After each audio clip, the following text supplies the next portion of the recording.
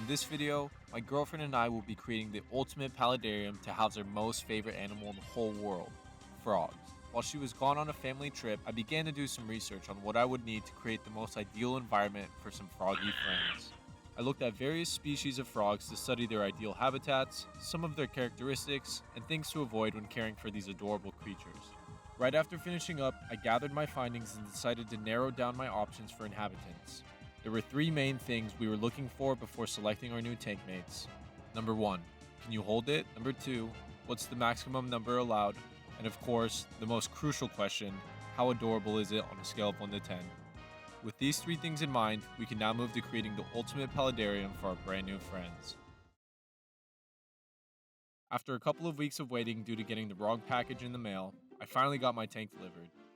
For some reason, the website I ordered my paludarium from sent me 10 lights used for parking structures instead of my paludarium. After breaking my back to get this 50-pound paludarium onto my dresser, my cat came over to see what was going on. I had also originally taped off the bottom part of the glass because I was planning to paint the whole frame black, but the white ended up growing on me. While I was waiting for my tank to be delivered for the second time, I got some more supplies for the tank such as the foam backing for the hardscape and spray foam. After getting a couple bites of approval, I began to cut the foam board for it to fit perfectly inside the paludarium. I honestly wish that somebody would have stopped me from using a kitchen knife to cut the board, but make sure that you absolutely don't do this. With the foam cut up to size, we were able to move to the next step, prepping the background for the wood and applying the spray foam. With my girlfriend finally home from her trip, we began to prepare the background for the paludarium.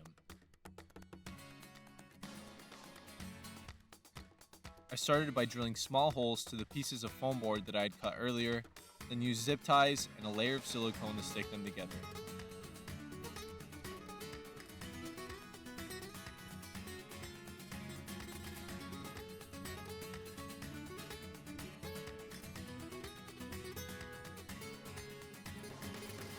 Next, we began to sand the board to create a rough surface for our spray foam to adhere onto.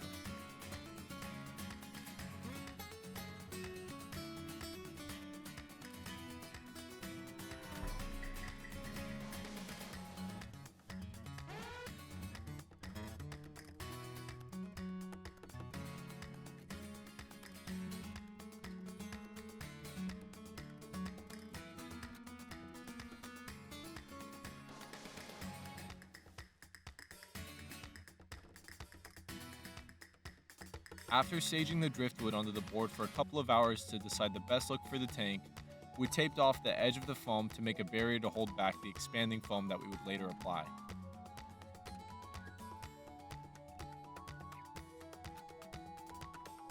We also took the time to place net pots where we would house the plants that we had chosen for the tank.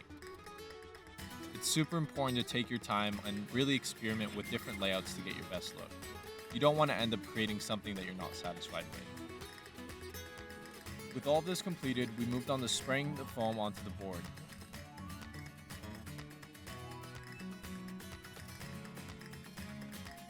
Unfortunately, my camera died in the middle of recording this section, but spraying the foam onto the hardscape was definitely one of the most fun parts of the project. It was really satisfying to see how much it expanded in the end. As you can see in the video, the foam completely engulfed the base of all of the wood and almost spilled over the barrier we made with tape. The next morning, we channeled our inner Michelangelo and began removing the tape barrier to begin carving.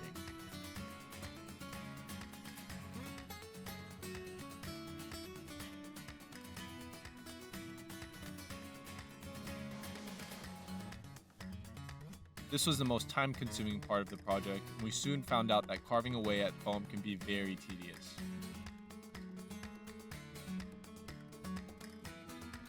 Based off of our experience, a box cutter with fresh blades made quick work of the foam.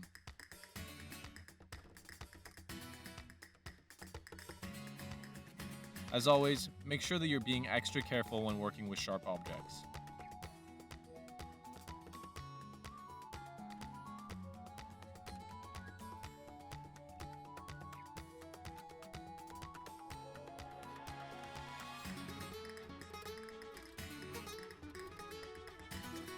With the carving fully completed, we moved on to the next step.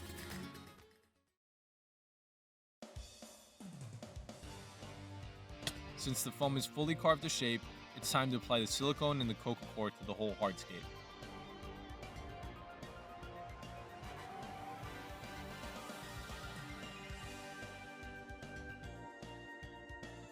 I started off at the bottom, moved on to the top, and then finally filled in the middle. Like always, I got impatient and wanted to put the fiber on as fast as possible. But if I were to do it again, I would definitely recommend putting the silicone on all of the foam before adding the coco fiber to it. Because of this, there were certain areas that appeared to be covered but had no silicone to adhere to. This left us with a couple of bare spots in the end, but it wasn't a big deal breaker.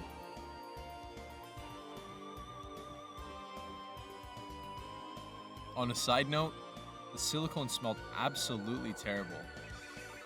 It smelled almost like white vinegar, but much, much worse. The stench stayed in my garage for a whole month, so make sure you do this in a well-ventilated area.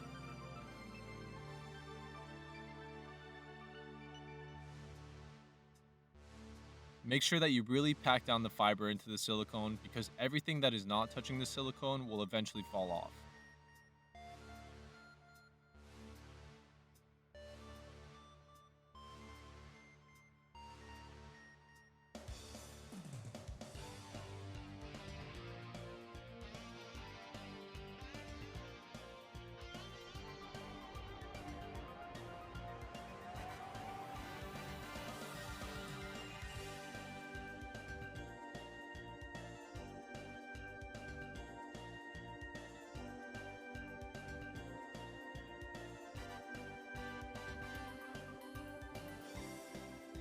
After packing on as much fiber as possible, we set the hardscape in the corner of the garage for a couple of days to allow the silicone to fully cure. Once we deemed it was fully cured, we took it outside to rinse and blow off all the excess fiber. We also used this to make a last pitch effort to remove some of the smell coming from the silicone.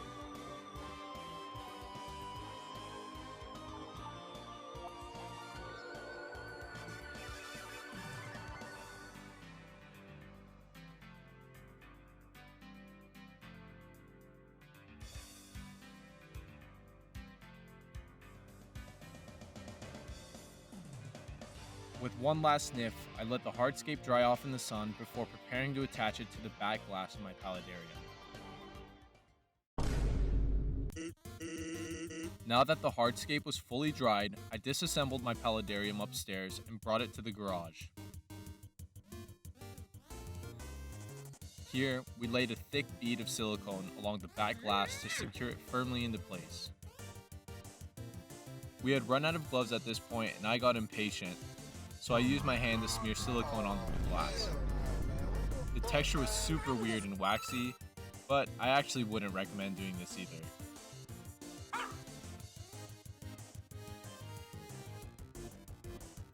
Once we had everything in place, we slapped on some weights and let it sit overnight. The next morning, we came downstairs and removed the weights, and to our delight, the hardscape was fully secured to the glass, and we were ready to move to the next step, which is creating the sections for our Paludarium. After reassembling the Paludarium inside and creating a wall from filter foam and hot glue, I played with different shapes to separate the aquatic section of the tank from the planted section. We ended up liking this J shape, so I began to add some sort of substrate into the front of the tank. I used fluval stratum for this part. I also placed a small water pump with a hose attached at the back of the tank to generate some sort of water flow. Once the stratum was spread out to my liking, I began to fill in my false bottom in the back with leca and some pieces of gravel that I had forged earlier. This false bottom allows for the separation of a water reservoir at the bottom from the substrate layer, providing a suitable environment for plants and creating different habitat zones.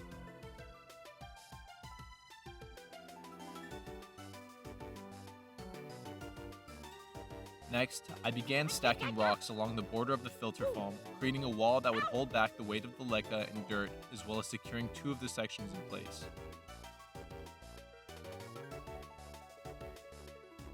This took quite a while, and the rocks kept falling over and hitting the glass, which would make me cry inside every time.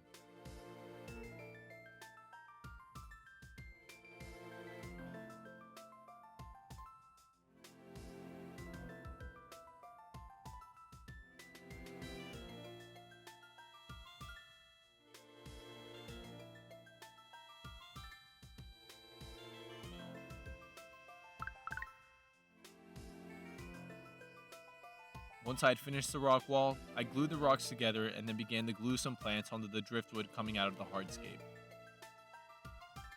I also staged some of the plants I was planning on using along the back.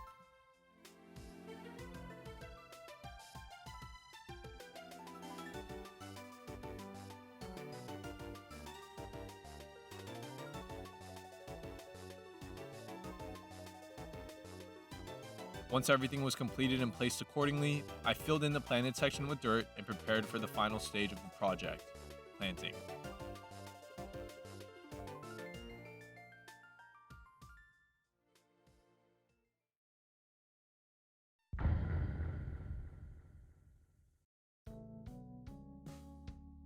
We made a quick stop to our favorite nursery to get a couple of last-minute plants we wanted for the Paludarium.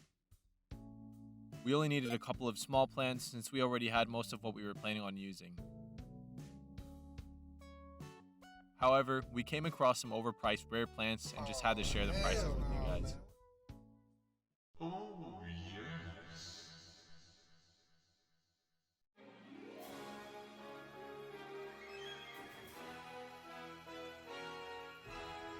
After gathering all of our favorite plants from our propagation bins, we started the final assembly of the tank. I started by filling the aquatic section of the tank with water and letting the pump and filter clear out all the debris in the water while I worked on planting the tank.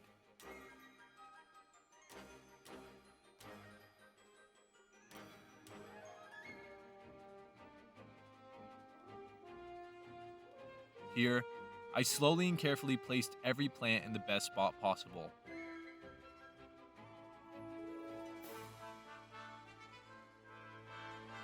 The additional satisfaction of growing most of the plants I used for the Paludarium also began to kick in.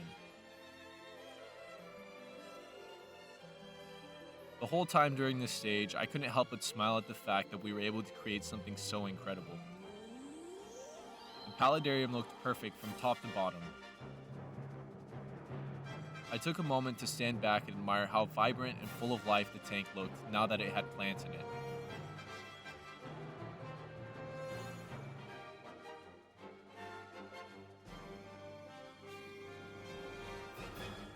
As I made one last check to make sure everything was planted correctly, I stepped back, closed the door to the Paludarium, laughed a little, and smiled. We did it.